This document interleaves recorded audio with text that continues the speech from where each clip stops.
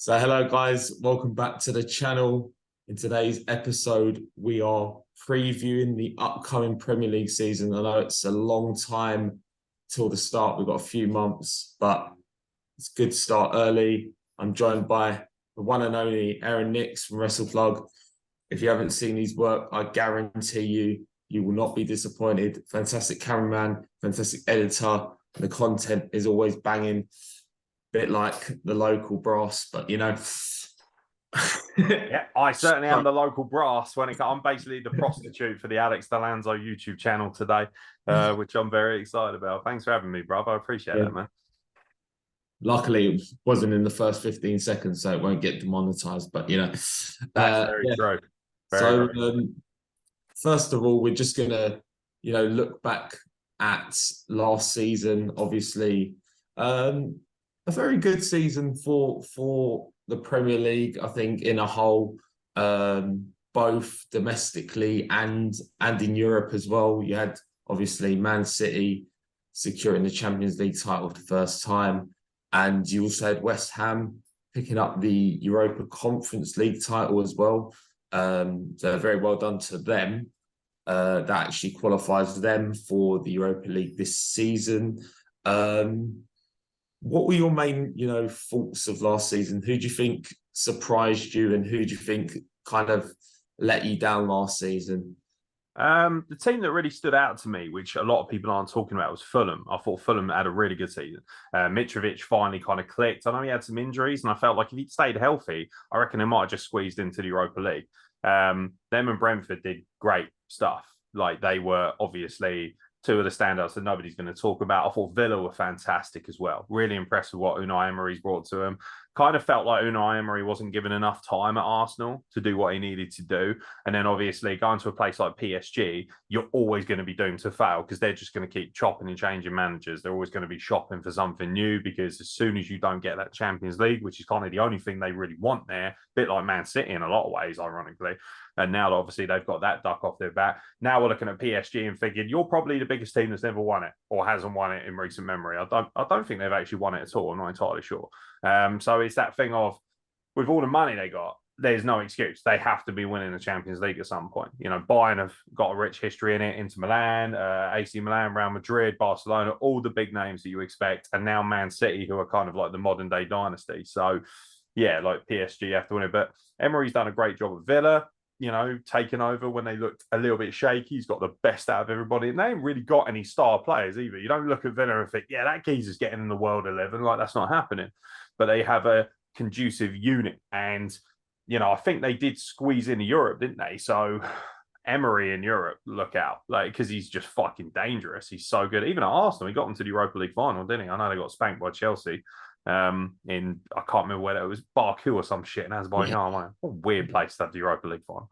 I'm all for games being played in different countries. I think that's really good. But places like Azerbaijan that don't even have a football network, I get what you're trying to do, but for me, it just smacks of money, and everything smacks of money. As far as obviously we can say City did well. I thought Arsenal, by the way, had a fucking amazing season. Like, they finished second. Like, all these people, right? There's this. It's so lazy. It's media bias, fans bias. Everyone hates Arsenal. And I'm like, I don't give a shit. I want to see good football. Arsenal played an amazing brand of football last season with one of the youngest teams we've ever seen out of them, and did it on a budget. Well, not necessarily a budget, but their team was worth less, let's be fair, than, the Uniteds and the Tottenhams and the fucking Man Cities. And yet they were able to produce that level of quality. And with such young heads on them, they're not bottlers anymore. People are saying, yeah, you bottled the league. Really? Who's bottling it by losing it to Man City, who, by the way, should have fucking won it at a canter anyway, because their team was ludicrous. But then you look at the other end of things, Chelsea, for me, like, yeah, I imagine, especially yourself as a diehard Arsenal fan, probably had quite a giggle at the expense of Chelsea. I think a lot of people did. My mate Danny loves Chelsea. He's probably watching this, by the way. Hi, Dan. He's died a Chelsea fan. And it's got to that, it's weird as a Premier League fan or as a football fan to say that you don't hate Chelsea or don't care because you feel sorry for them is a weird place to be in, because they finished 12th abjectly miserable season, really bad run of football. There was a point where you thought, okay, if the results keep going the way they are, they might be in a relegation scrap. They're very lucky that the teams below them just kept shitting the bed so much because they were shitting the bed regularly for a while. So, yeah, Chelsea are probably the biggest disappointment. There's the teams like Bournemouth where they just stay up, but you think, you're always going to be down there, I think, like just kind of scrapping away, trying to get something out of it.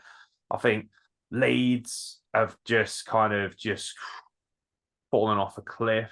They never really recovered, from it just, I mean, obviously they lost, what's his name? I've forgotten his name now, the Argentinian bloke who was the manager. Bielsa. Yeah, Bielsa, sorry. He fucking he did so well, and then obviously the culture took over too much, and I think it started to hurt the football club. But they never recovered from that. And come on, Sam Allardyce, big old pie man Sam comes in and does nothing as per usual. Like he's a joke. He's got a massive head. That's all it is. Big Sam is the kind of bloke I expect to see in Greg's on a Sunday yelling at somebody because his pasty ain't the right temperature. Like, he's not good enough to be a Premier League manager. He's proven, and this proves it once again. This whole aura around him of I can save a club, it doesn't buy it for me. So, there's a lot of ups and downs. I actually thought, as much as I hate to say it, United look like they're on the right track again. They look like they've got, a culture there. That's what Ten Hag brings. He brings a culture. And all the clubs that are chopping and changing their managers so frequently, have you noticed how their stability is a bit more shaky? Whereas the clubs that are like, right, we're going to stick with this. Like a lot of people said, get Arteta out of Arsenal, and now he's proven himself. They were like, you know what? We'll give you more time. We'll give you a bit more of a chance. And he's actually proven to be an incredible manager for such a young age. Newcastle have been a little bit more patient with Eddie Howe, and that's reaped massive dividends. Same with, obviously, Man United. Instead of kind of being like, right, get him out, like Ten Hag has kind of, there was a time, a bit shaky, but they just thought, let's just ride with it and give it a bit of a culture. Whereas Chelsea, who are the biggest offenders for this, every freaking time somebody doesn't do well, out the door, next one. And now they're paying the price for that. And obviously financial fair play comes into that as well. But again, the lack of continuity throughout the way that we deal with these clubs, like Man City have all kinds of things levied against them in terms of financial fair play, and they seem to get away with it. Nobody's saying they don't deserve to win all those trophies, because obviously they do. They've got the best club and they've got a fucking Terminator up front. It's ridiculous. Like, that guy is an alien. But, you kind of think, okay, Chelsea getting hammered. Do we see maybe Man City later down the line, a few years later? Because Chelsea, we were in a position that Man City are in right now, where they were kind of smashing everybody up, spending a lot of money, had all the best players, won the Champions League as well. And then all of a sudden, people started sniffing around, what's going on here? So, doesn't matter how much money you have, you can still get caught out. But yeah, for me, I expect Man City to win a league. I thought Arsenal were an amazing surprise package. And I know people say, even Arsenal fans are probably thinking we should have won the league, and absolutely they should have. They did bottle it to a certain degree at the end. But at the beginning of the season, find me anyone who thought Arsenal were going to be title contenders. Bullshit. Like, they're all chatting shit now. Arsenal bottled it. But when it comes down to it, none of them at the beginning of the season had Arsenal winning. So they've had Arsenal finish second, back in the Champions League as well, which means they can spend good money, which is what they're doing. I think we're going to talk about transfers in a bit. But, Arsenal look like they're on the up. Man United look like they're on the up. Liverpool, maybe a slight drop-off. Some bad form in places, but they're still in and around the pack. Spurs, by the way. Why are we not shitting on Spurs more? I know as an Arsenal fan, obviously we want to, but overall, they spend so much money. They have the best striker in England, arguably in recent memory, and yet they cannot achieve much. And they've got a lot of talent in their team as well. And they ended up finishing outside the European spots, I think, when they finished eighth. Yeah. That's not good enough. That's not. But for some reason, more media attention goes on Arsenal bottling it and finishing second than it does Tottenham, who, with their brand new stadium and all their shiny pieces and their shiny manager who did so well at Chelsea and Conte, they totally shit the bed last season, and nobody wants to say that. So, yeah, do you know what? Spurs, joke. Hey, you know what? You were shite last season by comparison. When you're in and around Fulham's territory, battling out with them to try and snag a Europa League spot, when you've spent that much money, that deserves to be slandered when you don't do as well as you should. So I'd like to see a bit more continuity, but we're not going to get that from British media, are we? Because they want to run this stupid narrative that, you know, everyone should hate Arsenal, everyone should love Man City because they play champagne football. And, you know, I still think Man City are probably going to win the league again next season. But I do think that there's going to be more than one team running them quite close, as opposed to just Arsenal, who are the only ones who kept pace with them for the longest time. Yeah, 100% agree with you there. Just want to add some points that you made. Firstly, talk about Tottenham. Yeah, I completely agree with you. You know, you had the big signing of Richarlison. You had a couple other names coming in like Perisic, some experienced names, and you know it didn't really work out for Tottenham for a large part. They were in the race for the top four, but every time you kind of thought that they're just not going to make that jump into the top four this season. They're just not a threat to, you know, challenge Newcastle and Man United to that top four race. And that kind of dysfunction in the kind of boardroom, the football pitch with Conte and the owners and the players, and kind of saying that the players were very weak. And, you know, to be honest, when he said that, the media were kind of like, why are you saying that about your players? You know, don't you trust them? And then when he leaves, he's kind of vindicated, because when he left, the performances just dropped. You know, the effort in the players were, you know, subpar compared to, you know, previous seasons where Tottenham had made the Champions League, and you saw a lot of, you know, effort from the players, a lot of players performing above their ability. And yeah, you saw it with Spurs, and they fell off. And you know, that's one thing that Spurs can't do when you know in a new stadium. They can't be affording to miss European football, because that's a big drop off for them. Chelsea, as we've talked about as well, spent a lot of money again with the continuity thing, just dropping a manager like Thomas Tuchel as well, won them the Champions League, and you know, just a few, you know, bad results, you know, bad patch, and he's gone. And then Graham Potter comes in, and you know, with a good reputation as well. We've done some good things at Brighton, and then a couple of bad results and people taking the mick out of him, and you know, he then becomes a joke. And then you go and get Frank Lampard in, and I know for me, I think Frank Lampard was like a kind of safety net, because they knew the season was a write-off. So they just thought, fuck it, we ain't going to make Europe. We'll just get someone in that can like take the bullet for us. And that was Frank Lampard, you know, club legend. People ain't going to, you know, shit on it too much. For me, surprise packages, Aston Villa definitely. Second half of the season, they were fantastic. They were 14th, 15th under Steven Gerrard, and then Emery come in. You know, players had a lot more belief. You know, played a better brand of football as well. Fulham, fantastic. Brentford as well.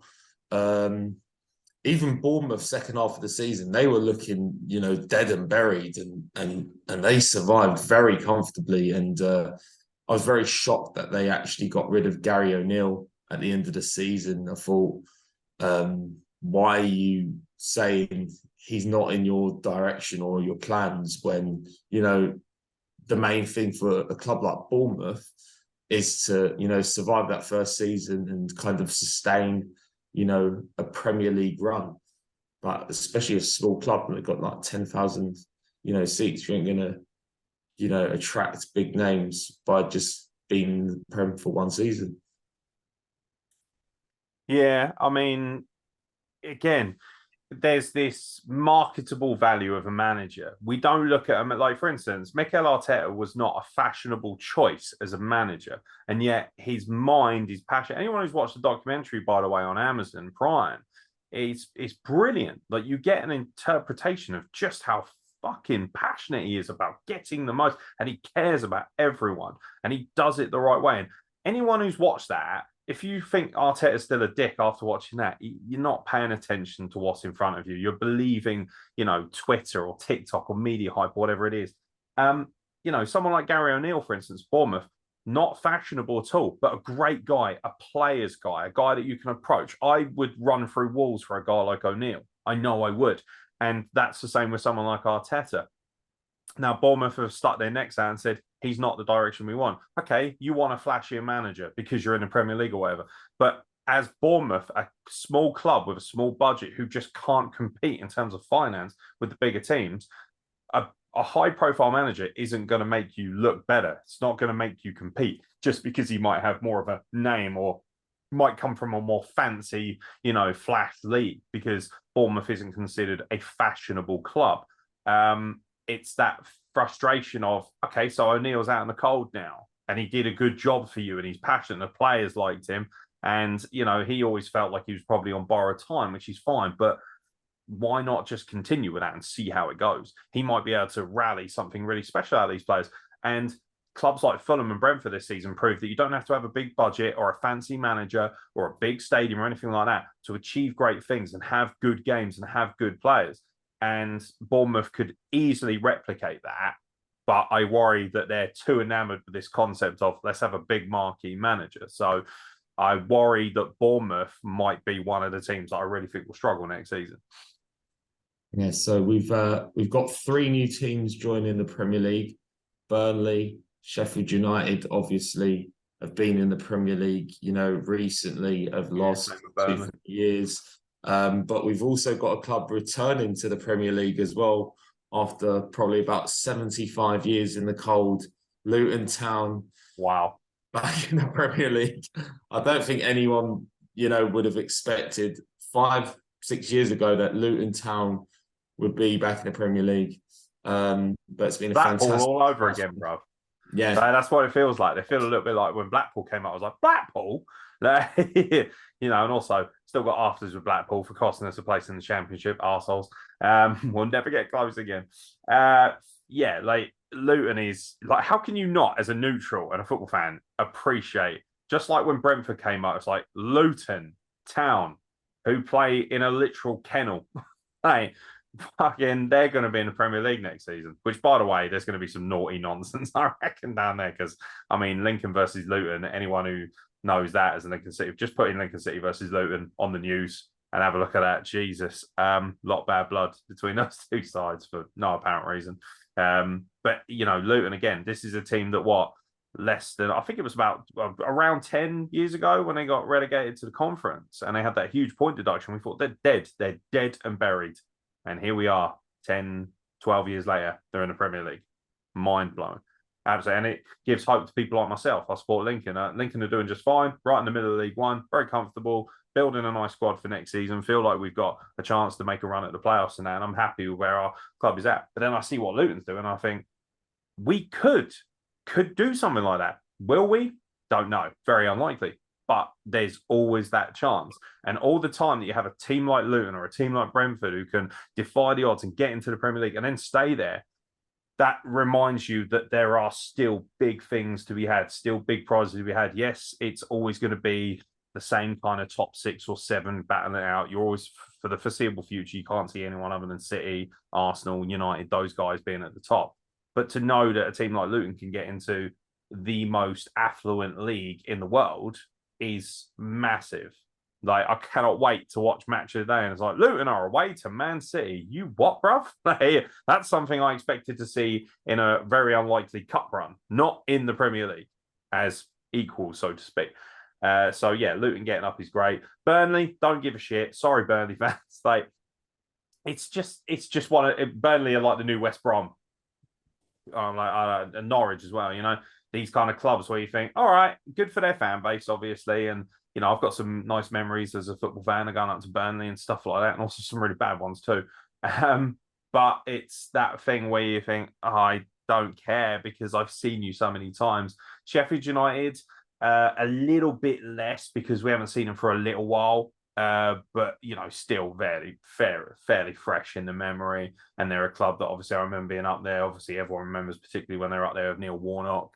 and upsetting people and getting 1-0 wins against a weaker minded Arsenal team and stuff like that. So yeah, Luton is like any neutral watching this is thinking Luton Town. Like nobody's really giving a shit that Sheffield United and Burnley have come up with them, because it's fucking Luton, man. That's madness, Scary. The other thing is, of course, being obviously a hardcore Lincoln City fan, the concept that someone like a Grimsby could make it to the Premier League is unthinkable to me. So I appreciate it if Luton didn't give idiots like them wankers down the road good ideas of what they could potentially do, because I don't want to see Grimsby flying up the league. Thank you very much. Absolutely not. Indeed. So we're just going to run down some of the ingoings and outgoings. We'll start with, obviously, we'll do alphabetical order. So we'll start with Arsenal. Obviously, currently, the only incoming is Kai Havertz, but we've also, got news of Declan Rice and Timber also being in the works, should be announced over the next few days. What do you think about Arsenal's incomings this season? Do you think they've strengthened in the right places? And maybe who do you think they could bring in to, solidify maybe a Champions League / title push this season? Kai Havertz is a great investment, 65 million, I think. I love Kai Havertz. Got a massive man crush on him. My mate Danny will obviously attest to that. Even at Chelsea, I was like, love this guy, because I love German football as well. I think Kai Havertz is amazing. I do. However, you could tell that he just didn't give a shit last season. Obviously, Chelsea are now offloading everybody. We'll probably talk about, a lot of these guys as we go through, because they literally are turfing everyone out. And I'm looking at Kai Havertz and I'm thinking, are we going to get Kai Havertz motivated, international footballing star who was playing lights out for Chelsea, or are we going to get the Kai Havertz from last season who, like everyone else at Chelsea, didn't give a shit? I like to think this was a culture problem at Chelsea. Now, if he turns up and plays lights out football, I think Arsenal have picked up one of the best signings, just like they did, very much like Gabriel Jesus, where it's like, oh, you're kind of out of favour because of the amount of talent at the other club. And that's not necessarily the case at Chelsea, because they're turfing everyone out. But it's that thing of, I feel like he's got massive, massive potential. We'll know within 10 games. We'll be watching closely. I think if he clicks, Arsenal are going to be lethal with him on board. They definitely need Timber in. They've got to secure that. I think he's a good pickup as well. Him alongside Saliba. Yes, please. We'll have some of that. Nice, fit Saliba with Timber alongside him. It really makes it easier for guys like Ben White to do their role and do it well without feeling nervous about having to drop into the middle and cover. And then, of course, Declan Rice, which I personally don't like. So everyone loves Declan Rice because he's English, right? And he's, look how he was the young Mark Noble of West Ham, and it's like, he's this, and he's clearly a lovely guy. I loved his passion. He was very instrumental in them winning that European trophy, and people will say, oh, it's a Tim Pot league. I don't care. Silverware is silverware. And, Chelsea didn't win fuck all. Chelsea didn't win nothing. Tottenham didn't win nothing. Liverpool didn't win fuck all. Whereas, West Ham won a trophy. And it doesn't matter if it's in a Tin Pot league.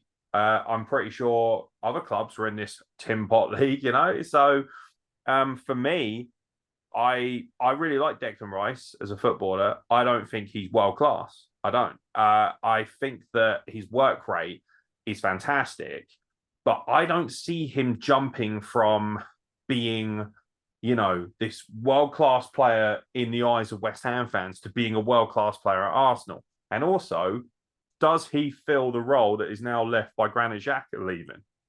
Because Granit Xhaka left, I think, today to Bayer Leverkusen. And it's that thing of, he's not a Granit Xhaka-like player. And, again, 105 million? That's mad money for a player like that. 105 million should be spent on, like Haaland. That's where you're looking at. And that is one of the world's best. Declan Rice, for me, doesn't crack the top 20 players in the world. So no way should you be paying 105 million. Of course, it's inflated because he's English. If he was French, he'd probably cost 30 million. which is, again, a big problem with how we look at things. We ridiculously overinflate, again, Mason Mount. We overinflate these guys because they're English, and then they're set up more to fail because our media is more ruthless than anyone other than maybe the Italians. As you all know, the Italians are vicious. Their media are savage. They'll tear you apart. I still remember the '94 World Cup. They were pelted with rotten tomatoes for finishing second, like in the World Cup and losing on penalties. Like that's savagery of the highest order. And their fans, the media, everything, and we're just as bad in that regard. Because if we'll adorn you as the next big star. I've heard people saying he's an English Messi. Get the fuck out of here. He's not even close. He's not even close. Is he a good piece for Arsenal? Yes. But when I think you're throwing 105 million, I think there are much better players or players of a comparable nature who you can get for much cheaper. I really do. And I get nervous when I see that kind of money being put on somebody because very rarely does an English player with a price tag of that weight end up delivering. Even someone like old sexy calves over at Man City, we all go mad about him, don't we? Like, everyone loves him because he's gorgeous. Old curtains. I hate kids, so I refuse to use his name. End of story. I just think he's a petulant tosser. But it's that thing of, he went for like 100 plus, didn't he? And it's just like, what? Like, he's good, but is he as good if you take him out of the Man City team? Declan Rice looks fantastic, because that West Ham team, comparably, isn't that great. There's some nice players in there that we like, and we all love watching Mikel Antonio do his thing and refer to him as Mark Henry and all that shit. But, Declan Rice is just Declan Rice, and he's a nice player with a nice attitude, lovely attitude, really stand-up guy. But then he might prove me wrong. He might be lights out and assist for 15 goals next season and score 20 of his own. You don't know. But, I look at what Arsenal were doing, and I think, I don't think he's your immediate issue. And also, he's more of a attacking creative player to me than a sit in the hold like Granit Xhaka is. And you've already got Odegaard, who some argued was the best midfielder of all of last season. I would say probably Gundogan for me. But Odegaard was definitely up there, definitely top 5, easily, as one of the top 5 midfielders in the country, in the league. I think Odegaard's better than Declan Rice. I think he's proven it as well. But I don't think there's an argument to be had there. But Odegaard's not English. Yeah, and to say he went for only 30 million when Arsenal bought him as well. I think it's a very much a kind of big fish, small pond kind of theory. Yeah. Whether he can, he's coming into this Arsenal pond. Well, it's a lake. It's not a pond. And, there's all the big fish, He's going to be one of the players. He's just going to be a name. Yeah.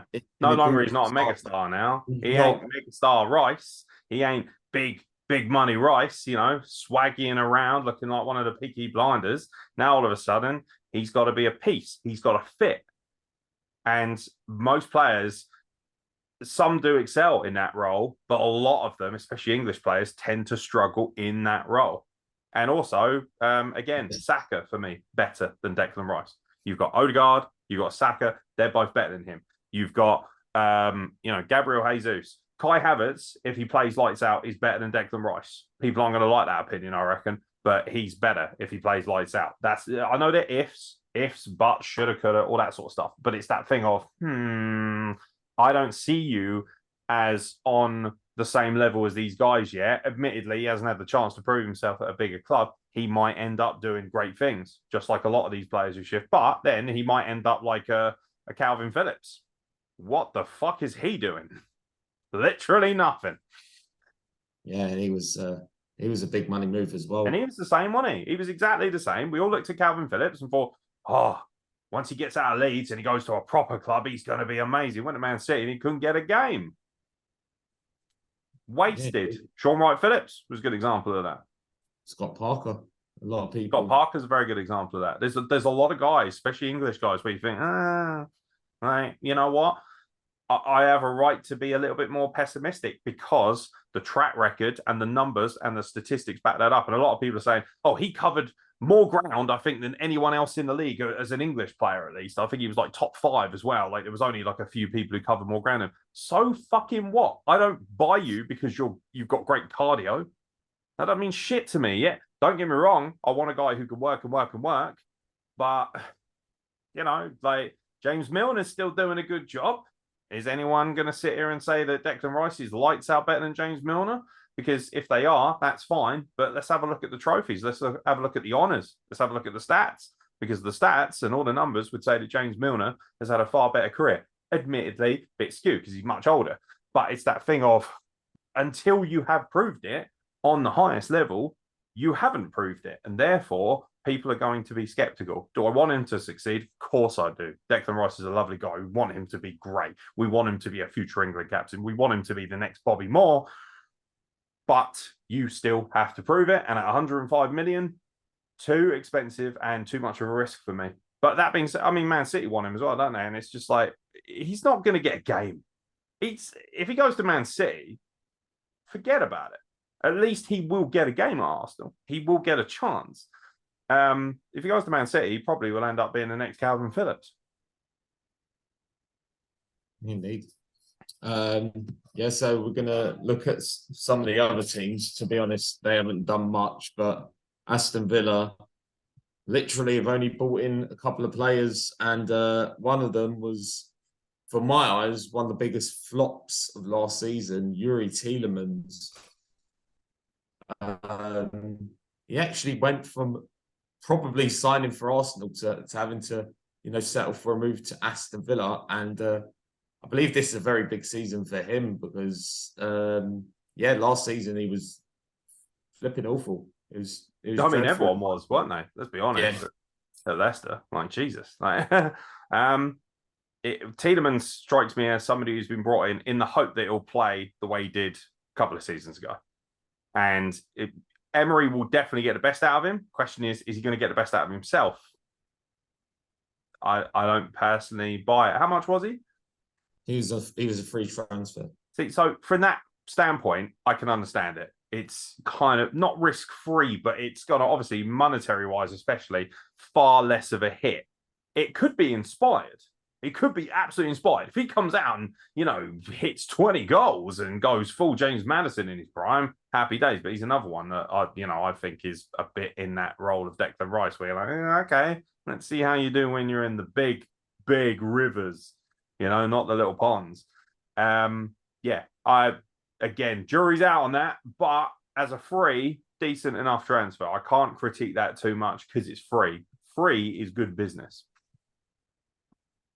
So moving on to Bournemouth now, obviously we mentioned their, limited budget, but they have spent around 30 million already. They've bought two players in. They bought Hamid Traore. I'm not even going to lie. I have no idea who he is. Apparently he got smuggled to Italy with the guy who's at Man United, Amad Diallo. So there's a fact about him. But 20 million from Sassuolo is a very big deal for him. And they've also picked up Justin Kluivert from Roma, I believe. Name value, isn't it? People are looking at him and they're like, they're getting all excited because they think he's going to be Patrick. Yeah. No. Because if he was, he wouldn't be going to Bournemouth. Simple as that. These are players that, like every other smaller club in the league, it's like, these could be great investments. You hope they are. But until we've seen them play on a big stage, Sassuolo has a real, correct me if I'm wrong, they have a real reputation for being a bit of an underdog upsetter, don't they, in Italy? Like, they tend to wind up the big guns a bit and, every now and then give Juventus a kick in that they don't, whatever. They, bit like Atalanta, there's that kind of thing. They're fiery fans. So he'll have no problem playing under a aggressive mindset, I think. I just hope that he can flourish. Hopefully it'll be inspired. 30 million for two players is good business, because if you're Bournemouth, you can't afford for 105 million at a midfielder. So you've got to go further afield and pick. And this is where a team like Brentford has really excelled, by picking these smaller players and finding little gems. So has everybody, the director of football, of course, involved, done their job? If they have, they might end up being a bit of a surprise. I'm excited to see Kluivert, obviously, because I've not seen much of him. And, you want there's a nostalgia vibe, isn't there? You know, for someone like me, I'm 38. When I was a kid, Patrick Kluivert was the bollocks. I loved those Dutch football teams. They were insane. You know, Bergkamp and Overmars and Kluivert and Seedorf and the De Boer brothers and Van der Sar. Like, yeah, baby. Like, I love that shit. You know, 98 World Cup with them getting to the semis and then the Euros as well a couple of years later. Like, they were such an amazing... They were, at that point, you know, the best footballing side that didn't win anything, which is, you know, much less the case with the Netherlands now. So, you know, you want to see him do well, but jury's out on it. We could sit here and talk for ad nauseum about it, but the bottom line is we don't know enough to know whether they're going to excel. You hope they do, and certainly for Bournemouth's sake, because if they don't, Bournemouth will be in serious trouble. Yeah, and I think one of their key losses as well, Jefferson Lerma, who was, for me, fantastic last season. He's also gone on a free transfer to Crystal Palace, which is a massive loss for them. Great pick up for Palace, solidifies, you know, that's the kind of player that will solidify their place. Are Palace going to push for Europe? Probably not. But at the same time, they do play a better brand of football now. Like, they were guilty of playing, like, especially under Hodgson. Like, fucking hell. Like, I love Roy Hodgson for what he did at Fulham. And obviously, you know, my stepdad, my old man, he's a huge Fulham fan. So I've gone to Fulham a lot with him. And we loved, obviously, the era of Roy. And I was very lucky to go to those games as a sort of, you know, I know people will say pseudo fan. That's fine. But, you know, you can't deny the magic that he brought to the club. But at Palace, ain't no magic there. He looked like he was asleep in the Waitrose fucking grocery aisle, mate. He's so old, bless him. Just retire, Roy, innit? Like, you know. So, yeah, we'll see. But I think that's a good pickup for Palace. It's kind of a weird one at Crystal Palace because, like, when he came in, it was just the same thing. And then, like, 1 week they played Leeds and they just turned it on and battered them like 5-1. And then the next week they'd just be back to their usual shenanigans. Back to an abject 0-0 draw with Bournemouth or something. You're like, oh my God. Like, you know, last on match of the day for a reason. Yeah. Yeah, so Brentford as well. They've made a couple of big signings, actually.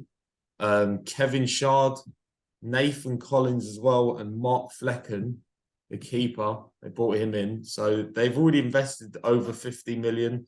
Obviously, Ivan Toney is suspended. I don't know how long for, but yeah, he's suspended. Can we just talk about Ivan Toney for a minute? What a twat! Like, they don't learn, do they? They don't. They always do it. They always do it. Do you know what? You are on the precipice of getting in the door at England. You know, I personally think it was a mistake not taking him to the last major tournament. And, you know, I felt like he was a great poacher, the kind of guy who could come on with 20 minutes left and cause damage against bigger teams. Big, heavy-set lad, tough in the box, proper old school number 9. And then you find out that he's... Why? Why do they do this shit?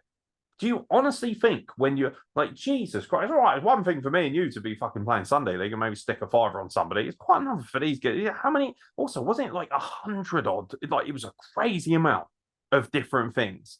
By the way, his suspension is lifted on my birthday, January the 18th. So, yeah, if he comes back and scores a hat trick on that, that'd be hilarious. But, you know, that is a huge loss for them because they need firepower, which is obviously why they've invested in these guys. And for me, you know, you hope that one of them can step into the role, but fuck's sake, like, just, you think there's not, you know, you get to a point as a football fan where you get kind of jaded and you think, oh, okay, you know, footballers, what a surprise, we've had some horrible things with Sigurdsson and all these different people. And you think, oh, it couldn't possibly get any worse, or it couldn't, you know, no one could possibly be any more stupid. Oh, wait, Ivan Toney's stupid, isn't he? Idiot. Absolute idiot. You got the world at your feet, you know? Like, you're in the pinnacle of your career, playing the best football you could possibly play, potentially playing for your country. There's no greater honour. I'm not the most patriotic guy in the world. I'd prefer to support Egypt because I'm half Egyptian, because I love the underdogs anyway, especially being a Lincoln fan. You've got to love an underdog. But Jesus Christ, you pleb, you absolute plum of the highest order. You know, if you're in charge of Brentford, you just look at him and you think, you fucking twat. Now, you know, you've completely compromised our ability here to be a really standout team. So, you know, you hope that it's not going to damage the morale too much of the club because they had a very good season. Yeah, it's very weird. Like, I agree with your sentiments about Ivan Toney as well. You know, you've got this kind of gambling culture in football now. It's very much spread, which is an FA problem as well because they enable it as well with all the sponsorships and stuff like Yeah, that. they're full of shit, right? Yeah. They're a bunch of hypocrites. Like, great thing about a podcast like this is I can get away with fucking saying this anyway. And to be honest, even if God forbid somebody put me on the BBC, which would never happen, I would say the same thing. Like, they're a bunch of wankers. They're a bunch of hypocrites. The FA are a joke. I watched, like, obviously being a lower league football fan. Do I like Bury? Not really. We had quite a lot of afters with the wankers, but to watch them just try and bury that club, and literally that's what they did. Haha, pun intended. It really makes you feel disenfranchised because you know that they do not have the best interests of football at heart. They have the best interests of their bank accounts at heart. And you've got some fucking nerve. Like, when was the last time you watched a football game and didn't see 55 adverts with bet in play now? Like, Bet Victor, Coral, they're all over the place. Before every game in it, like before every half, 7-1 on for the next person to score. Like, all they do is, perpetuate it. Now, obviously, Ivan Toney's his own man. He needs to know better. And also, when you're getting paid as much as he is, there's no fucking excuse. You're a gimp. You're an idiot. And you deserve your suspension, you silly twat. But it's also that thing of, you're not clean, FA. You're not clean in the slightest. And that is just one of a plethora of issues they have. They are utter wankers of the highest order.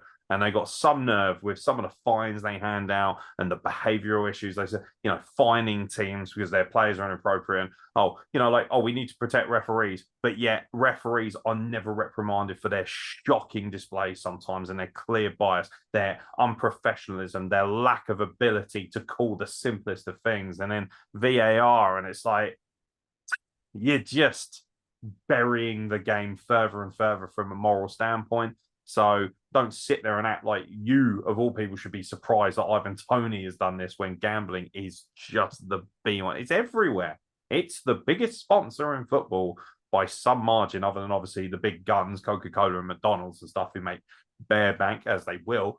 But yeah, come on. Ludicrous. Absolutely ludicrous. William Hill as well. There's so many, you could name a million of these operators. It's a joke. I fucking hate the FA. I hate them. We're going to move on to a team that was fantastic last season. Dark horses, Brighton, obviously, system-wise, fantastic. Yeah. We had De Zerbi taking over from Graham Potter, some fantastic results. He kept the same culture as well, didn't he? That was what really stood out to me with Brian. Sorry to cut you off. Like, he literally was like, I ain't changing this. It fucking works. Get out there and keep doing the same thing. And they carried on in that vein. And Graham Potter, do you know what? Graham Potter, he did shit the bed, but he did not deserve some of the fucking disgusting treatment he got from the fans, especially. They should be ashamed of themselves. They're not football fans. You people are a joke. Sending death threats and trying to attack his family and stuff. That's fucking sickening, that stuff. Like, that fucking bothers me, and that does. And these keyboard warriors are all a bunch of fucking wankers or a bunch of melts. If you hit them in the face, they fucking cry and go into their mum's basements. Just where it is. Absolutely. Yeah, so they brought in 4 names. Obviously, you mentioned James Milner before.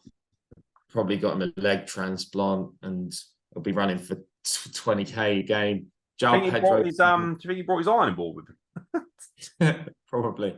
I love James Milner. Unless he got a new one with his signing bonus or something. James Milner is the guy I looked at. I'm desperate for you to come and play a few games for Lincoln because you'd fucking rinse it. Like, you just think, come on, bruv. You've done it all. Don't worry about it. Come down to League One. Help us out. Like, Frank Sinclair did that for us. He was like, here comes Frank Sinclair from Chelsea. Brilliant stuff. Played the centre half for us, and we were like, why have we got Frank Sinclair? Weird. James Milner. Do you know what? I still think he's got something in the tank. I do. I bet Liverpool fans must have been heartbroken to see James go, because he's the heart and soul of what's good about football. He's one of the few proper footballers left. A proper old school English midfielder. He's the guy you'd still see down a pub. He'd still be going down to Greg's to get his pasty.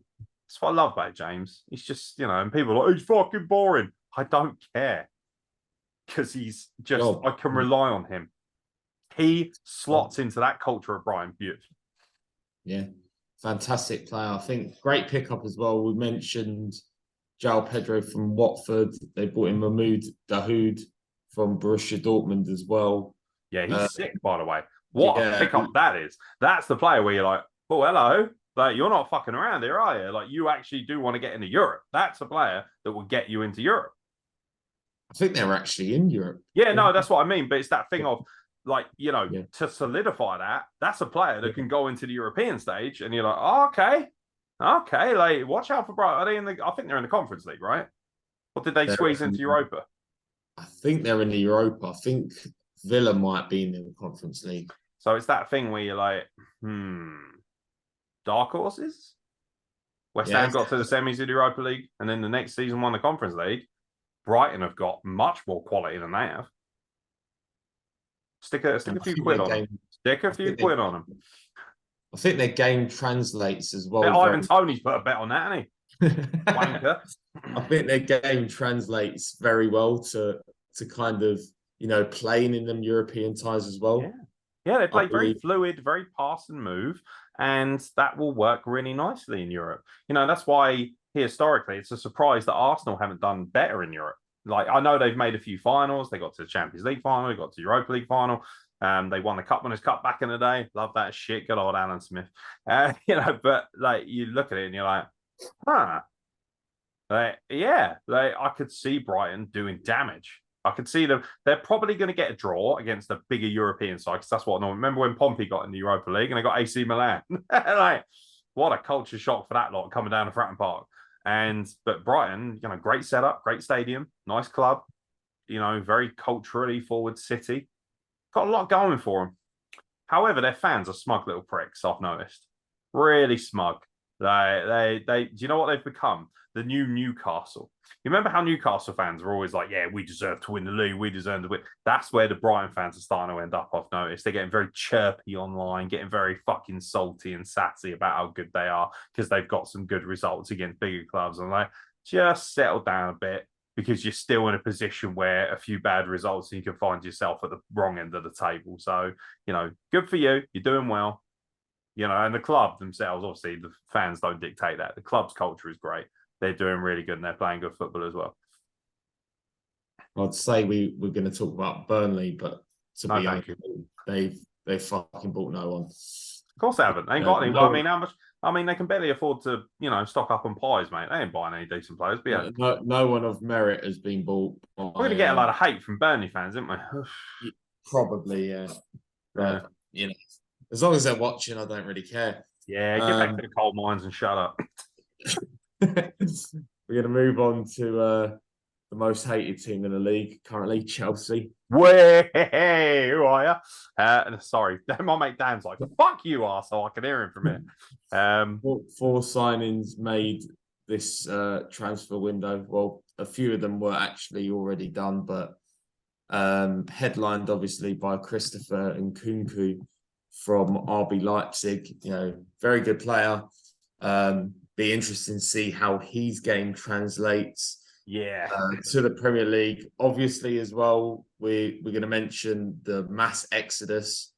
It's like Chelsea this season is like the terminus of a bus. When a packed bus is at its last stop and everyone gets off.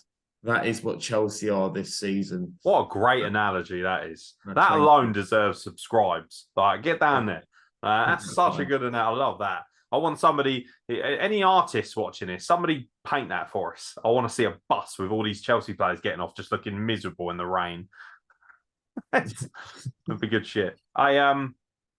You got to think they're going to do better than last season, surely. They're not going to finish 12th again. If I'm a Chelsea fan, and obviously my mate Danny is, as I've mentioned a few times, and I know a few Chelsea fans, sadly. It's one of those things where you think, what are your expectations? Europa League? Because right now I'm looking at a squad and I'm thinking, I don't think you're a Champions League contender. No chance. I don't think you're getting top four. I just don't. Those players they brought in, especially in Nkunku, need to play lights out, and I'm not sure if he's capable of bringing Haaland-esque levels of excellence to this club. He's not. Good player, very good player. But like you say, how does his game translate as well? Normally, players who play in the German league tend to translate very well in the Premier League.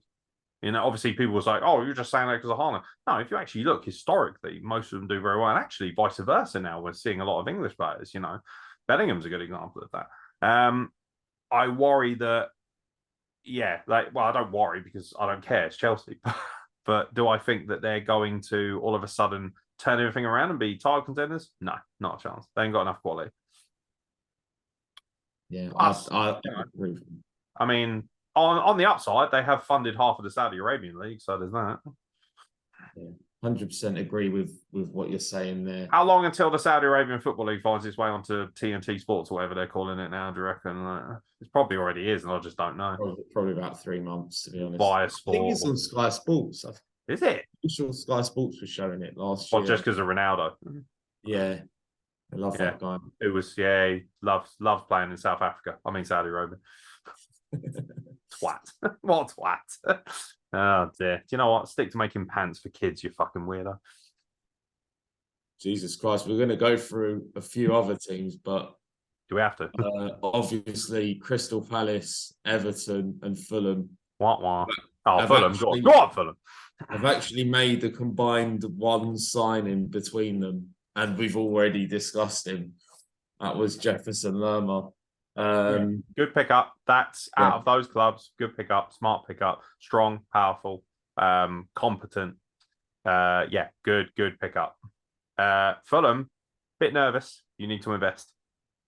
It's nervous for my stepdad more than anything else. But they could do with a bit of investment. I like the culture that De Silva's got going. I like the general style of play, but I think that unless Mitrovic is going to be firing on even more cylinders, it's hard to see whether they're going to push on. They shouldn't go down, but at the same time, I'd like to see when you've had a season like Fulham have seen, you want to see them build on that a little bit because they're one or two quality players away from being a Europa League team, and you got to spend some money, but Tony Khan's too busy touching Kenny Omega's penis, I imagine. So, as a respite guy, I can use that. That's good shit. and Everton as well. Oh boy, are you in trouble? Yeah. Especially if they don't invest. I really think that was a massive warning shot to them last season. Maybe even the final warning shot. Like Everton, you've got to, up your game. You've got to invest in players because I looked at that squad last season and was like, where's the hope for Everton fans? Everton have got a fantastic fan base. They've got passionate fans. Great ground. Come to the stadium every week, historic ground. And you're thinking to yourself, you've got this fantastic fan base. You've got a fantastic club with great history. And these guys are getting treated to fucking seeing Tom Davis and flipping Yerry Mina and fucking Mason Holgate and Seamus Coleman every week, who are like Seamus Coleman. Remember when we got him? Remember that? How is he still going? He should be playing in the Championship. I think he got a new contract. Actually, he's been dusted for at least 3 years now. That geezer is living the good life. He's playing shit football for a shit club. Like you say, I feel sorry for the fans. They deserve so much better. They are raucous. They are vocal. I used to love going to Goodison Park as an away fan. We went there with Lincoln. Like Lincoln played them in the FA Cup a little while back in round 3. And what a fucking atmosphere, considering they're playing at the time, I think we were League 2 and we're thinking, whatever. We're just here for fun. We played them in the League Cup, that game where obviously, they beat us 4-2. Absolute worldie of a game. It was on Sky Sports. Brilliant. Never, ever will forget Bruno Andrade scoring that fucking volley and actually trying to get naked in the fucking home end. I was going bananas, bro. Bananas. We're 2-1 down and we go, okay, we're going to get stuff there. And then the ball and he's like, I'll just catch that on a volley and score as the Zidane goal at Hampden Park. And I literally was like, right, dick out, mate. Dick out time. I've lost my shit. I've never gone so spare. Bear in mind, I've seen my club, win a trophy at Wembley, get promoted twice, play Arsenal in the FA Cup quarterfinals, all these crazy games. I think the only other time I went that spare is when, of course, we scored the winner against Burnley in the last minute in the 5th round of the Cup. That was just sheer riot territory. That was like, go and have a look at that on YouTube. Wow, what a moment.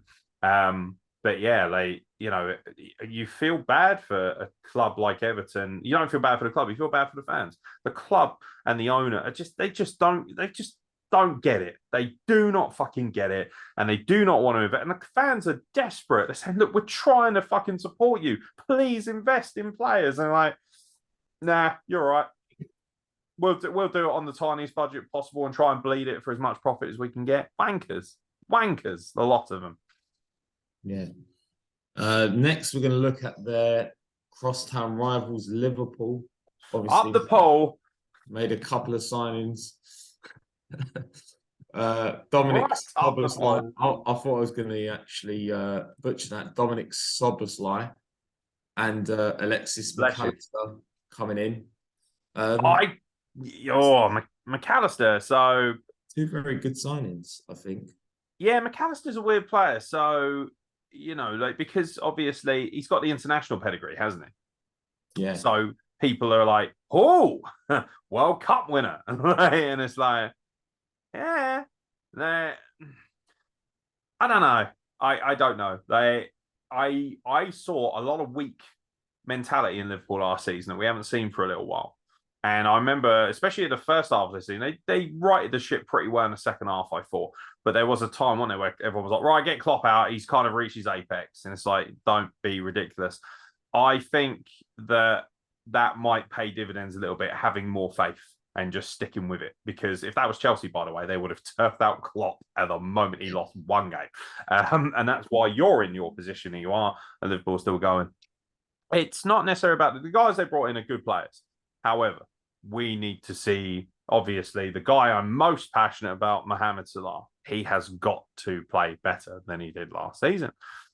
He still had a good season, still scored a fair few goals. But, he's now starting to get up there in age. I know people are saying, he's only 31. But, realistically, he's now hitting that point of his career where he can't just rely on outright pace and skill. He's going to have to be a smarter player. He's going to have to be a more giving player. And he is a giving person. And obviously, anyone who knows Mohamed Salah, even remotely, even just from the media, like, he's a wonderful human being. He does a lot for the culture of football and the culture of obviously being a Muslim in football. And of course, every time, we get to Ramadan, all of a sudden people start kind of thinking, he can't eat, that's why he's fucked. And there's quite a few Muslim footballers who play just fine in this league.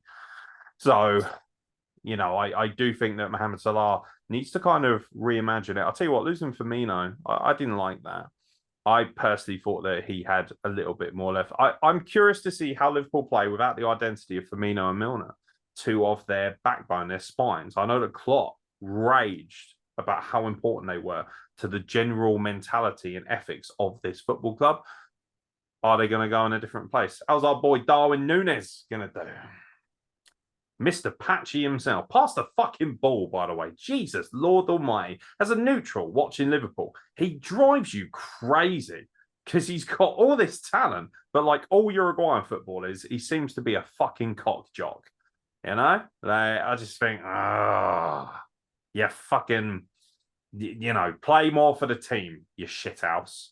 So, but I like Liverpool as a football club. Their fans, by the way, are amazing. Some of the best fans. It's funny, they get a lot of hatred from a lot of people, but I remember going to Liverpool quite a lot in the vaunted years of when I was more of a hardcore Arsenal fan as well. And they were always so cool to be around. You could sense the history and the culture of this football club. And obviously, we're always going to support them in their battle against that fucking dirty shithole rag of a newspaper, The Sun, as well. And they can suck my ass. Liverpool are kind of, I look at Liverpool a lot in the same way I look at Arsenal. I want them to do well because they seem to do things the right way for the most part. Absolutely. We're going to move on to looking at Luton. We've obviously discussed them there. They made a couple of signings. Can't believe they didn't get Messi, mate. Unbelievable. Absolutely. He should have gone there. That would have been amazing. Imagine him just doing kick-ups and then going around Paula's house for like chips and mushy peas at half time. Yeah. Gravy, mate. That's the way forward. You want gravy on your chips. Surely he can rescind his contract in America. But bad sausage, large chips, gravy, sorted. Yeah, nothing too big for them. Shock. Mads Anderson from Barnsley, and Ogbene from Rotherham on the free. Yeah, they've got to invest. If they stay up, that will be a massive achievement, I think. If That's the thing. Stay up. Tell you what, though, laughing at David Jones, didn't they? How you doing, Dave? How's things going for you, bruv? Oh, you got your big money move, didn't you? Just like do you know what? Another Danny Cowley. If they stay up on the power of Bene and Anderson, mate, if Bene's he's gonna rinse it, mate. I'll tell you, he's the new Mitrovic. Watch out. just absolutely just. We're taking a piss, but they could end up doing. Do you know what I think they'll do? I think they'll do a Blackpool where the first half of the season they'll get a few results, and you'll be like, "Watch out, what's going on here?" Because it's going to be hostile as fuck at Kenilworth. They are going to make that place a fucking fortress, and that is what will keep them up. Making home games, it'll be like Stoke. Make it difficult, make it uncomfortable, be fucking, get them all rat-arsed and get them fucking rampant. Because I know what Luton fans are like. They love a drink, they love a fight, and they're the kind of people who. And Lincoln did that. We brought a raucous atmosphere to 617. And that could potentially keep them up. But with the team, that team ain't staying up on its own on ability alone. Not happening. Yeah, they could be a bit like Sheffield United from a couple of years ago. Before the season before they got relegated, where they just kind of, tactically surprised a lot of teams. I think maybe a lot of teams will not be prepared for how Luton play. And maybe ever discount the ability of small-time teams and small-time players with their backs against the wall. They will play as a unit, they will play as a team, and they will make it fucking uncomfortable for people, and they will do whatever it takes to hurt teams and keep them fucking down.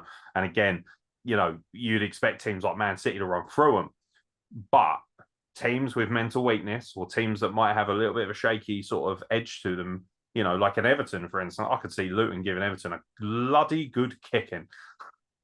Really good. And that's where it's going to count. If you can keep those teams at bay, if you can give them a kick in, if you can put teams like Crystal Palace in their place, then you will stay in the league. So they've got to get points where it matters most. Yeah, and get off to a fast start as well. 100%. Yeah, you can't be coming out of the blocks and losing 7 of your first 10. You're going to be up shit creek then.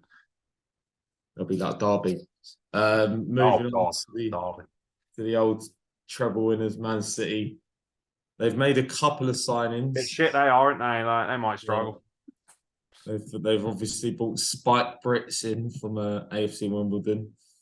And obviously Mateo Kovacic joining from Chelsea. Very astute signing as well.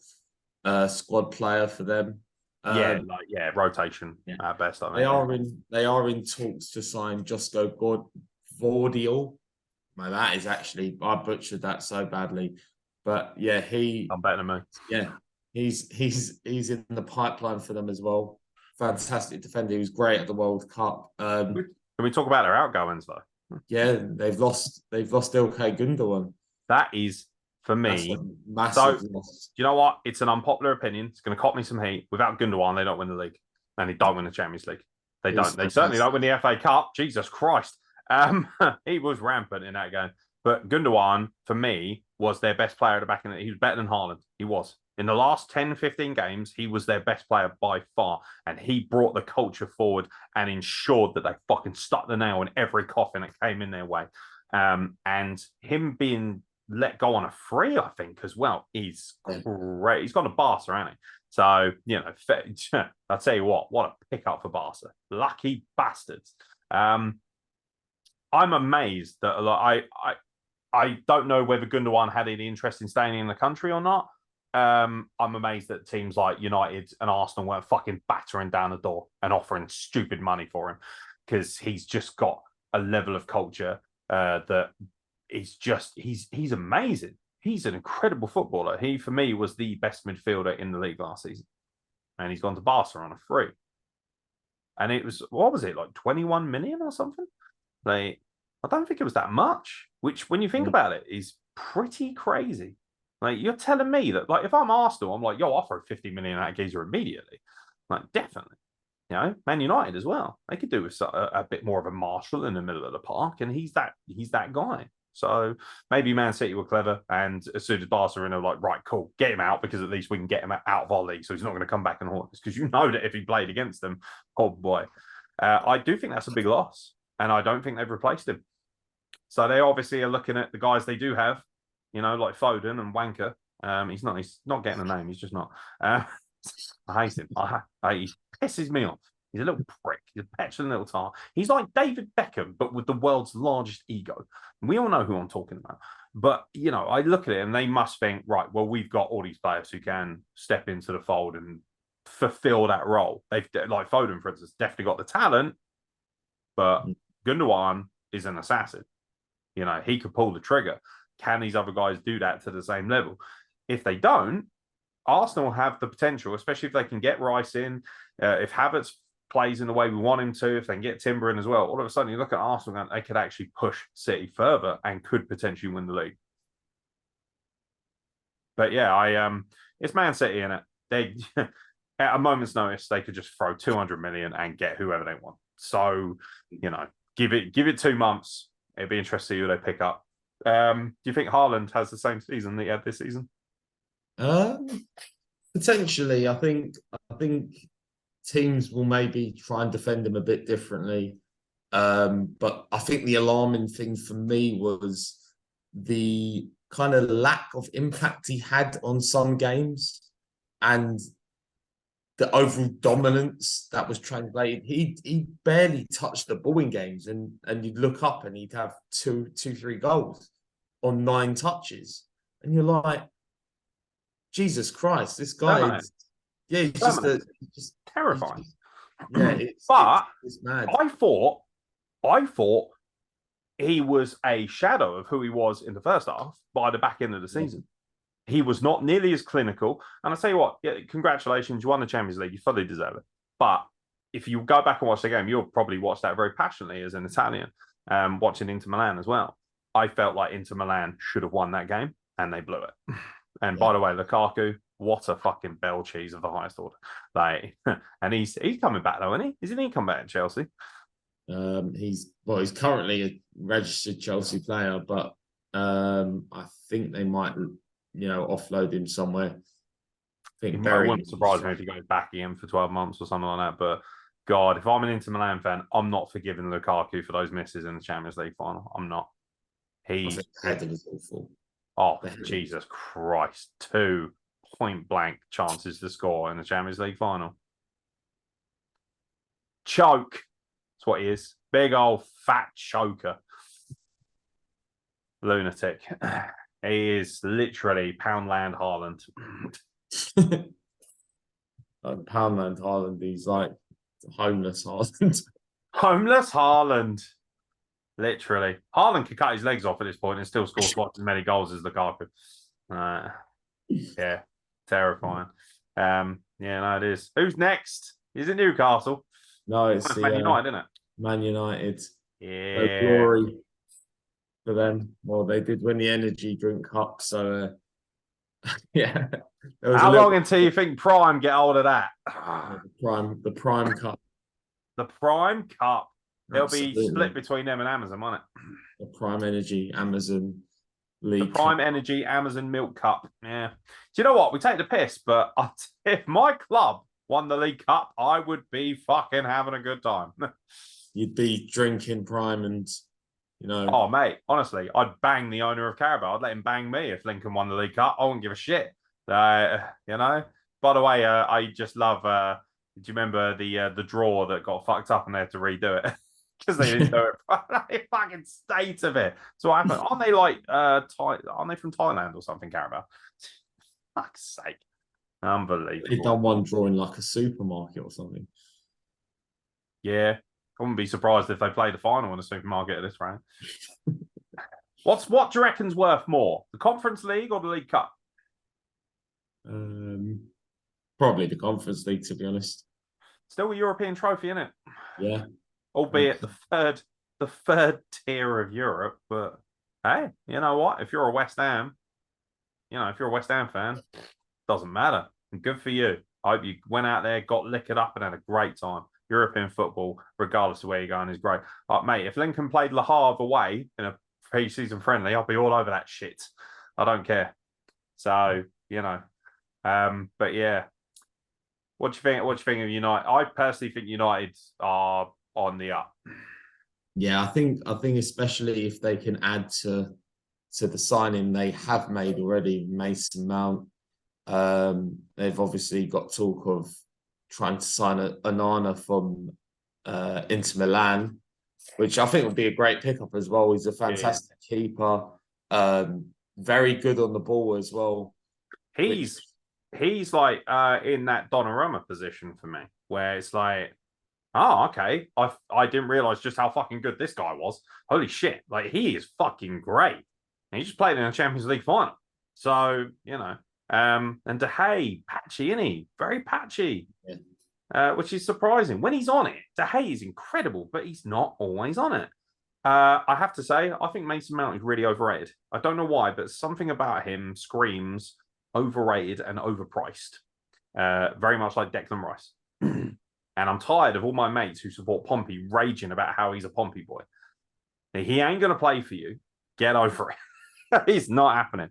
You'll be lucky if you get out of Sinsel Bank with a draw this season, your bankers, or as we're calling it, the LNER Stadium now. Stinsel Bank, get over it. Yeah, I like Mason Mount, good player, but I don't think he's going to really change what they've got going on. But I just think that Ten Hag, the culture there, he's doing what he did at Ajax. And it's like, oh, okay. All right. He solidified them. Yeah, I think they need a couple more signings, especially to move the needle for me. Well, yeah, because they're in the Champions League now. So, they're on the big spectrum again. You're back in the Champions League, and it's that thing of, people still expect you at that club. The culture is still, we need to be title contenders. There is no, top four will be fine. Right now, they kind of feel like Arsenal were a few years ago, where it's like, top four is, we'll take the top four and we'll just keep taking top four. So yeah, they're on the right path. Gonna have to spend a bit more money, I think. Also, I hate Bruno Fernandes. There's no reason for me to bring that up. I just think he's a twat. Every time I watch it, do you remember when he threw his toys out of the pram and he just like had a little wobbler and he was like, oh, I don't like it, fuck off. He's such a little shit.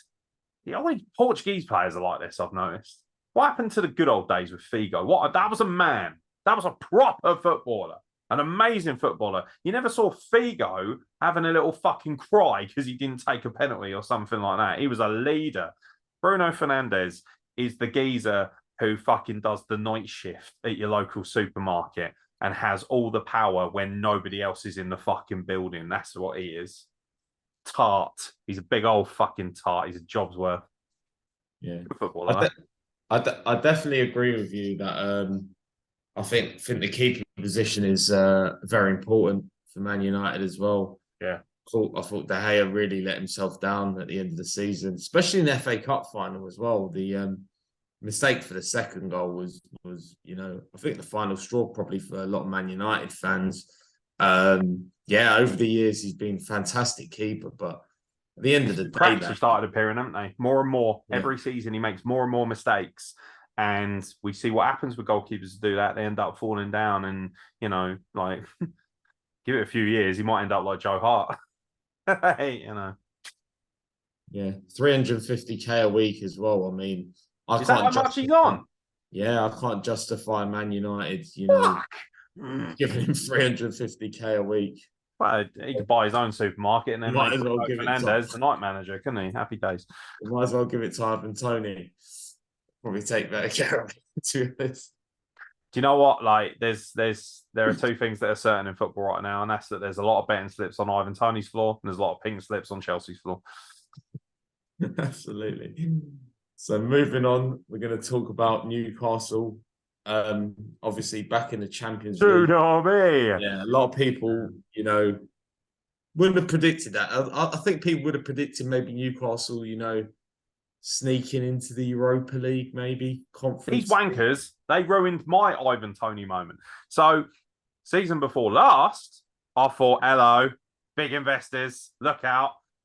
20 quid on Newcastle and finished top four. I think it was like 40 to 1. I was like, oh, yeah, I'll cash that in.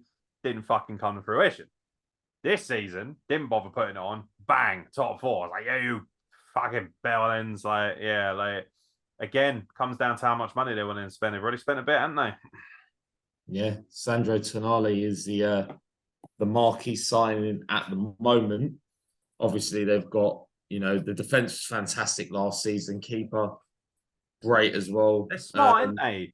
I thought from the get-go, right, they're going to throw £1 billion at anything they can get. They're going to stone every woman in the ground, and away they go. Sorry, sorry, but I'm not about Saudi Arabia. It's just who is. They're probably trying to buy your podcast out just to shut me up. Because they can do that. And to be honest, it probably wouldn't go for that much. Not at least right now, but you never know. You never know. So I'm gonna if you don't like me being on the podcast, you're gonna really hate it because I'm gonna bully Alex. So I'm on every week now. So yeah, no. Plus, I just want to talk to my boy more. But yeah, no, I do sit there and think now you're in the Champions League. You can pretty much have access, or at least be in the bidding war for anyone you want. And Eddie Howe is a Champions League manager now, which is I think that's cool. I think that's really cool. The only thing that worries me is now that if he does anything else and has a relative amount of success, England manager, get him in there. And then, of course, it all goes back down again because it always does. Stay away from the England job, Eddie. You don't need it. You don't need it. Also, weirdly enough, my mum fancies Eddie Howe. I have no idea why, but she does. Very strange behaviour. He's nice, but I suppose he's a nice guy to take to church on a Sunday with you. He's that kind of lad. But yeah. Do you fancy Newcastle to do much in the Champions League? See him maybe trouble in the knockout stages, but let's see how chirpy you are when you're at the Allianz. Yeah, that's the test right there. Although to be fair, Bayern Munich a little bit shaky, so a bit shaky, yeah. But to be honest, I think they're going to go to the Camp Nou, aren't they? I reckon I'm going to put this out there right now. Newcastle play Barcelona next season, and Callum Wilson bags a winner. No. Yeah, I don't know. Possibly. Can you imagine Callum Wilson scoring at the Camp Nou? Weird. Dan Burn facing. It's still kind of Dan Burn. That's so weird. So you know what? Fair play. He is getting the very best out of that club. He is doing an amazing job. And as much as their fan base annoy the piss out of me, they really do bottom my piss with how fucking expectant they are of everything. They do kind of have a reason to be like that now because they are a Champions League football club. Good for you. You have earned it. Albeit with, the added. To be fair, they didn't spend that much money, did they, to get in there? Not really. Not like Man City. I mean, to be honest, fair play to the fans, some of them as well. They're the owner of Sports Direct. Imagine your club being owned by someone who runs Sports Direct. That is insane. What about Wigan being run by the JJB owner? Remember when JJB was a thing? Be owning like Darlington or something. Or flipping Peterborough United. Peterborough United. Should be running. We got afters with them and all. Royston Town. We had a chance to get automatic promotion and binned it off. And we were 3-0 up at Peterborough. And we're thinking, hello, and they got it back to 3-0, and they are still fucking chirping about it down at the Posh. Right, you are going to get it one of these days. I swear to God, Peterborough. Honestly. By the way, huge flat Earth community in Peterborough. Don't know what that means, but if you ever drive past Peterborough, all the signs for Peterborough, the road signs, have flat Earth on them and shit. Very strange. They got in the playoffs. Fun fact for the day. So we're going to move on now to Nottingham Forest. Couple of signings, very, very, unflattering for them. They bought in Chris Wood. For fuck's sake. And they've let go of about 30 people, but, There's these players, right, that you hear their name and you just have apathy. You're like, oh, God. Not him. Danny Ings. He's one of them. Like, what's the big fucking deal? Harrison Barnes? Yeah. And then you see Chris Wood. Oh, great. Here he comes. Great. I think Nottingham Forest are in big trouble. big try. But I really want Brennan Johnson to do well because Brennan Johnson came to Lincoln on a season-long loan, got us to the playoff final, and I remember seeing him crying in the middle of the pitch because it meant so much to him to get Lincoln up. And ever since, like I always loved him. He was an amazing footballer for us, and to see him playing in the Premier League and going up and not for us was amazing for us because it's like, you know what, we had a big hand in helping him get to that next level, and we really fostered, and he repaid us tenfold with the way he played for Lincoln. And I remember watching him and thinking he has no business playing for us. He is way too good. And you know, even at the back end of last season when he wasn't necessarily scoring the goals, he was still working so hard, and he's got that magic, and he's just such a likable guy, you know. And you see someone like that, and a manager as well at Nottingham Forest. These are guys that you just want to win. They're great people, and it was a really beautiful scene with the pitch invasion and them celebrating staying up. Out of all the teams, they were the one I wanted to stay up, and they did, and that was really cool. But I think unless they can invest money, which they're obviously not, because they're turfing out people to try and make money, you know, I think they're in big trouble. I do. I think they're going down this season, Nottingham Forest. Yeah, I think especially if they don't start, you know, fast, as we mentioned, with a lot of the smaller clubs. If you don't start fast, you're going to be. They had a good run of results, didn't they? They had that lovely little run where they went undefeated for like 7 or 8 games. You thought there's potential there, but there's just not enough talent. That he really did bleed every last bit of talent out of them to keep them up. I don't think he can get anything more out of them, and that's what worries me the most. And Chris Wood ain't scoring 20 goals. He's going to go and score 30 now. I need a wanker. You just him, yeah. They'll probably buy Danny Ings and all, just to annoy me, just to spite me. So we're going to move to. By the way, just before we say anything, Forest fans, incredible. Like probably for me, the best set of fans from last season in the Premier League. They deserve all the love. Amazing fans. Raucous energy. Remember when they knocked Arsenal out of the cup? Like, obviously, I think that was before they came up. What the atmosphere. Jesus, Lord Almighty. Like, they can make that place a fortress. You know, and this is a club with a great history. We're talking about Champions League winners. You know, European Cup winners. You know, there's a lot there. So, yeah, hopefully the power of Clough will drag them through again. So we're going to move on to, or talk about Sheffield United. Obviously, we have to. Recently promoted, but again, Brexit football. Again, no signings. Again, another club that has not made a signing, and we're into July, which is very alarming. It's very alarming for a newly promoted club, and obviously Sheffield United coming up automatically as well. They knew they've been promoted for a while now. So yeah, another. I bet you're looking forward to Sheffield United versus Everton on match of the day, ain't you? Yeah, that's definitely not going to be first, is it? They might imagine that game. It might be play. They might play it on a Saturday and still put it on match of the day too. Sorry, lads. Like, but come on. Like, you haven't bought a single player. You ain't got a team that's going to survive. Not a chance. Good for them for getting back up. But, you know, I always use this of Brexit football, you know? They just, yeah, it's just so English and so outdated. And I think, yeah, I think they'll struggle. I think they're going straight back down. Yeah, I think on paper. And you can take Everton with you. On paper, really, they've only got maybe a couple of stand-up players, maybe even one, you know. Iliman Ndiaye was fantastic last season, but at the end of the day, he's maybe the only player that has got an ounce of quality in him. Yeah, and he's not like Mitrovic, is he? Yeah. Where he was so outstandingly better than everyone else in the championship. You need to sign Danny Ings immediately. It's probably available, you know. Get Walcott in. Walcott, Danny Ings, Jesse Patrick Bamford.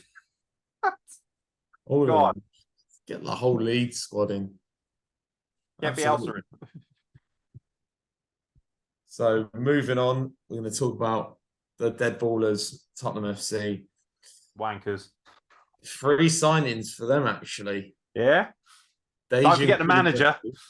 Oh, yeah, the manager as well. Big When in doubt, look to the Scottish Premier League. Are you mad? Like, yeah, okay. Don't get me wrong. Done amazing things at Celtic. And I actually think he's very likable, very good, very nice guy, actually. I'm like, oh, I actually like their manager for once, which is a real rarity. They always bring a wanker in normally. Yeah, like, oh, who have they brought in again? Refresh my memory.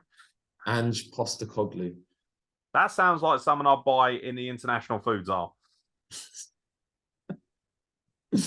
Like, where'd he come from? I'm assuming an Italian club. No, it's from Celtic. Oh, of course he fucking is. Terrible. I can hear all the Celtic fans screaming, "Shut up! Your team wouldn't win the League Cup. Be quiet." I'll support Kilmarnock in Scotland anyway because that's where my family was, so I ain't going nowhere with that.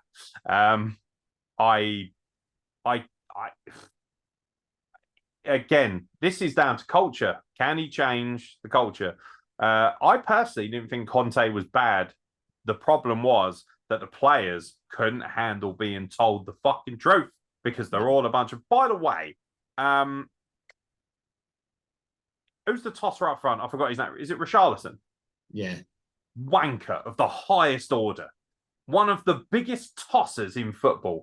He's like B-Tech Suarez. Wanker. Absolute wanker. Like a real shithouse of a player. Like just a cheating, scummy little prick. Like, you know what? He suits your culture right down to the ground. Arsehole. And then you got Harry Kane and Son. And Son especially, you think, that guy is lovely. What a nice guy, a lovely footballer. But he's a confidence player. If he can't turn it on, he can't just turn it on. He's got to build to it. I am surprised that Harry Kane has not been pilfered yet.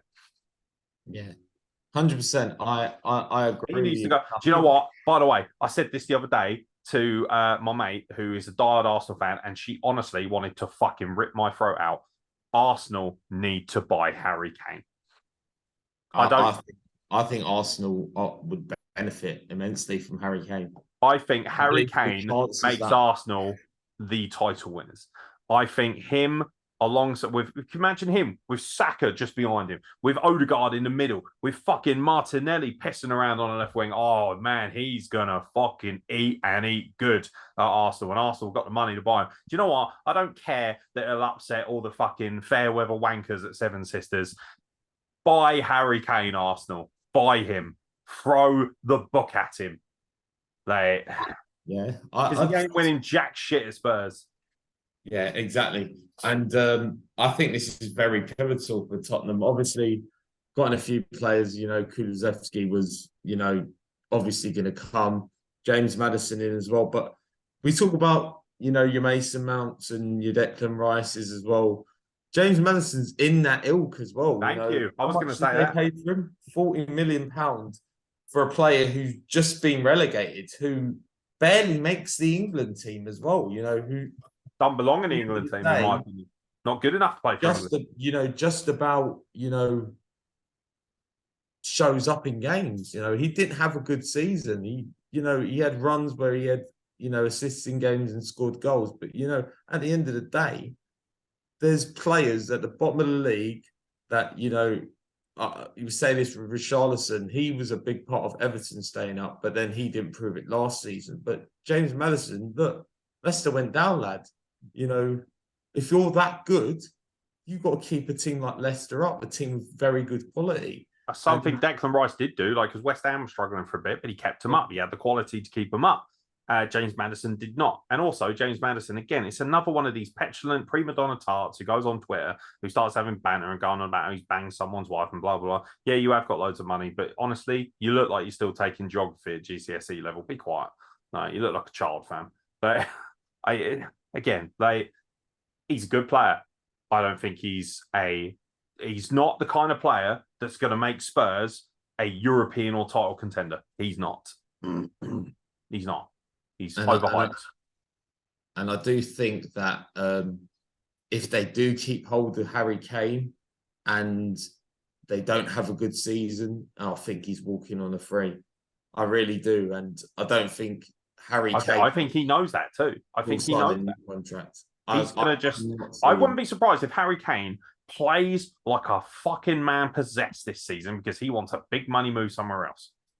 And I believe he'll get it, even if I'm Arsenal, 31. Yeah, I'm sniffing around. Yo, you come, you know what? Give it a season. But I tell you what, we'll fucking pay you whatever you want to play up front for us. Anything.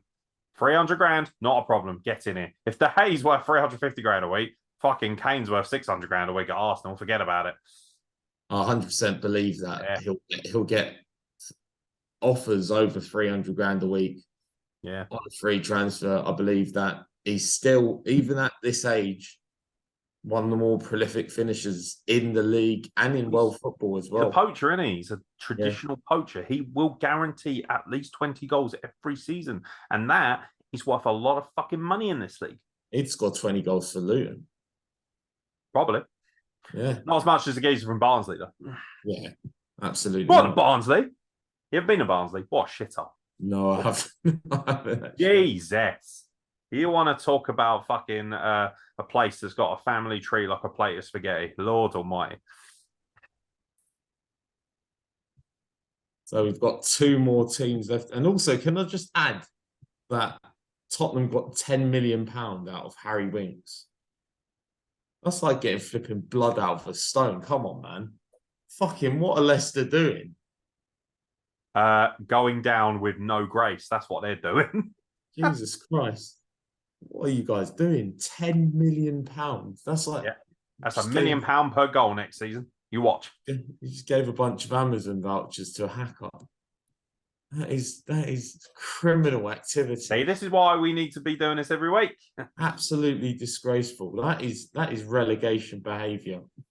Go on. Relegation behaviour. Love it. I see a lot of that with some of these wrestling companies I work with. So we're going to talk about West Ham. Obviously, at the moment, they've only bought Sean Moore from Cliftonville. Whoever Sean Moore is, probably Roger's son, actually. But Sean Moore in from Cliftonville. Not too many outgoings. Obviously, Declan Rice will, be confirmed soon, and then they'll have the money to go and get in a few names. Yeah, they're waiting on that. They're trying to secure it on that. I think once that's done, they'll spend some money and but do you know what? Like, I think for that kind of money, they could probably bring someone in who's easily comparable to him with that kind of. The problem is now, so the key thing here is overselling Europa League. You're in the Europa League, so you've got to be able to make that your selling point. If you come to us, you will play European football. You may not necessarily win a trophy domestically, but you will play European football. Big stadium, raucous fans, plenty of quinoa, marvelous. You've also got that, selling point of we have won a European trophy. It might just be the Conference League, but there's that winning culture, that's been established. And I think West Ham can, I'm sure there's plenty of bargains out there where they can pick up a guy for a 15 million, a 20 million, and they can do a job for them. And, I believe that they can build, a cohesive unit around 3 or 4 new players. And I think West Ham will, I think they'll be fine next season. I really do. I think, if they make the right investments, I believe that they'll be a club that'll be on the up. They had a fantastic end to the season last season. Well, they are massive, remember? Yeah, exactly. They are massive. Europa Conference League winners as well. Sponsored by what kind of company would sponsor the Europa Conference League? Pound Stretcher. Pound Stretcher. Is that still a thing? Is that, we all laugh, but we're all going to be shopping it. It hasn't snapped yet. But yeah, the Pound Stretcher Europa League. Conference League, sponsored by Pound Stretcher. Good shit. You're getting ripped by everyone now. West Ham fans, Burnley fans, everyone, Nottingham Forest fans. Also, we're going to discuss, last team we're going to discuss is Wolves. Better late than never. But I've just seen their outgoings as well. So they've brought in one player. They've brought in Boubacar Traore from Metz. But let's just also rip Leicester again. They've spent 7.5 million on Connor Cody. Lads, come on, man. Isn't relegation bad enough for your fans? Connor Cody and Harry Winks. What is wrong with you? Honestly, I mean, it says a lot. I believe if Wolves don't make enough signings, I think they're a team that could be dragged into a relegation battle. I think they might just stay up on the basis that they'll bore everyone to tears. So boring. Talking about those end of the match of the day lines, they're going to be on match of the day last a lot next season. Yeah. Absolutely. They're the game that is always non-televised in between the two Sunday games. That's what they are. 2:00 on Sunday. I They don't give play a at fuck 2 times about Wolves this season. Bring back Steve Ball, mate. Absolutely. Bring back the Doritos kits. Bring back Kenny Miller. Oh, Kenny Miller. What a player. Bring back George Boateng. Yeah. No. Wolves. 16th, 17th. Around then. Yeah. Tedious. Nice stadium, though. Yeah. Very nice. Since they renovated it. Lovely. Yeah. I believe Wolves are a team that are quite stagnant at the moment. And I think, not the right investment. I could see them, getting into that relegation battle. So to conclude this, we're going to just run down, our predictions for top 4 title. We'll do top 6, but we'll do like a top 4 and then Europa League, Conference League place, and then we'll say our 3 relegated teams. So you got in your top 4 then? I think Man City will win the league again. I think Arsenal will come second, Man United third, and then I actually think Liverpool will come fourth. I think they'll be better this season if they can get a better productive season out of Darwin Núñez, Salah. If Szoboszlai can contribute as well, I believe that Liverpool can push into top 4. They were very slow off the blocks last season, and they nearly pushed for the Champions League last season. So, a more consistent Liverpool, I believe, can get in the Champions League. And then I think Newcastle 5th, and I think Chelsea may sneak 6th. I think you fancy Chelsea batting Europe? Yeah, I think Chelsea. Andy's going to love you. Sneak a 6th place, I think. But for Chelsea, definitely, I think the first 3 months, first 2-3 months of the season are very important. Or establish a winning culture early. If you don't, you're going to be right back where you were last season. Especially something like Pochettino, coming in from Tottenham, well, not directly from Tottenham, but ex-Tottenham manager. And people, it's going to be in the back of your head, you're an ex-Tottenham manager, he can lose that fan base very quickly with a lot of, bad results. They're going to be on him. The expectations at Chelsea are very high. Like, sometimes I worry about Chelsea fans. Like, a lot of them live in like a bubble of delusion, because when I was young, many moons ago, fucking Chelsea were nearly bankrupt, and buying Winston Bogarde and Frank Leboeuf and at the age of 30, and nowadays I think Chelsea fans are spoiled. They get multi-million-pound players and managers that are paid handsomely, and sometimes they forget what roots. They've had a lot of success. They've won Premier League titles, Champions Leagues. Sometimes you've got to step back and be thankful for what you have. And one bad season and the wheels came off Chelsea, and pretty much it. But I think they can bounce back. It's just the start of the season will be very key to what they achieve this season. Man City to win. Man United to finish second. Liverpool third, Arsenal fourth. I want to ask. I think Arsenal can contend, and they should do. But one thing that really helped them was that they just didn't stop winning for so long. Can they reproduce that? Because if they lose the first couple of games, all of a sudden it's a mentality thing. They didn't know how to lose for so long. And so I think that it might gnaw away at them a little bit. But, it's one of two things. If Arsenal get off to, I think Arsenal will win the league if they get off to a winning start. I do. But I don't think they will. So I'm going to have them at fourth. I think Newcastle will drop out the top four because I think that they're going to realise it's a little bit different all of a sudden playing in the Champions League alongside the Premier League, trying to juggle all those things. This season, they didn't have to worry about any of that. All they had to juggle was domestic, trophies. So, and they very well get into a cup final, and that's always a good thing. But I think they'll drop out. I think they'll finish fifth or sixth. And I think Brighton will take the other spot.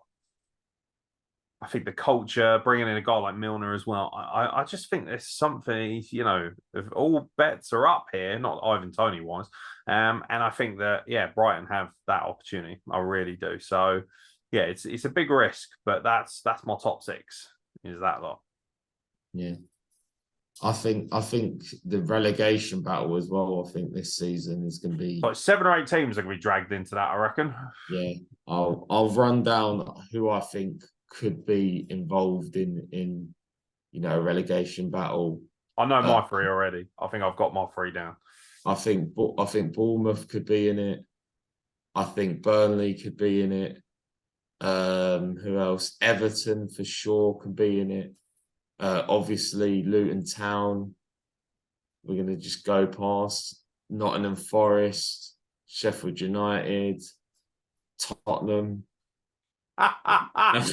Oh, we can dream, can't we? No. We get a lot of hate from all them fucking spuds now, aren't you? They're going to be upset. And Wolves as well. I believe they're the teams. That's a lot of picks, but you got to pick 3 of them. Which 3 are going down? What 3 are going down? Bournemouth, Sheffield United, and Luton. I'm going to be roasted. I'm going to be on that TikTok that Bournemouth did last season when all these content creators said they'd go down. But I think they'll go down this season. Everton, Nottingham Forest, and Sheffield United. You're fucked. You are fucked. For me, Sheffield United is the no-brainer of the lot. I think they are pretty much nailed on to go back down again. So it's going to be very funny if they end up finishing 11th by winning like 7 games 1-0 and having 10% possession. I think them. I think Forest are in serious trouble. They've got no money to reinvest. I worry. I can see Brennan Johnson being picked up by someone like Spurs and just disappearing off the mark, which really scares the fuck out of me. I hope that doesn't happen. I look at those 3 teams, and Everton, just the culture is awful. And they didn't, you know what? It's hard to say because their fans deserve a lot. They didn't deserve to stay out last season. They really didn't. They were abjectly miserable, and they were very, very, very lucky. Like, that was literally, they have to rebound. And from what I've seen so far, they have done very little. Right now, they're standing on a completely deflated, bouncy castle with no ability to move up. So, those 3 teams to go down. Yeah. Who have we got this season for top scorer? Or is it just a relatively easy question? Harry Kane. Harry Kane to just get it off of Haaland. And then that geezer from Barnsley, I reckon, is going to score 25. I don't know why. I'm really interested in this guy now. I'm going to look him up. I'm going to do loads of research, and I'm going to fucking zone right in on this guy. I'm curious. I'm very curious. What a leap up from Barnsley to the Premier League. Best of luck to you, mate. Yeah, I always want guys like that to do well. Mads Anderson and Ogbene dominating the Premier League. Yeah. Yeah, for me, I actually agree with you. I think Harry Kane. I think obviously people will say Haaland. Second Selling season. point. How is he Selling gonna? point. How is he gonna? Do second season? But Do you think people he got has second realize, season syndrome? yeah, people got realize Harry Kane is a very safe bet because he's scoring in shit Tottenham teams. He will score if Tottenham have 9 men. Literally. If Tottenham played with 9 men every week, Harry Kane would still probably score. And he's just a very consistent scorer. Harry Kane could score a woman in a mosque. He's just that kind of geezer. That kind of, by the way, anyone saying that's offensive, I am an Arab, so fuck off.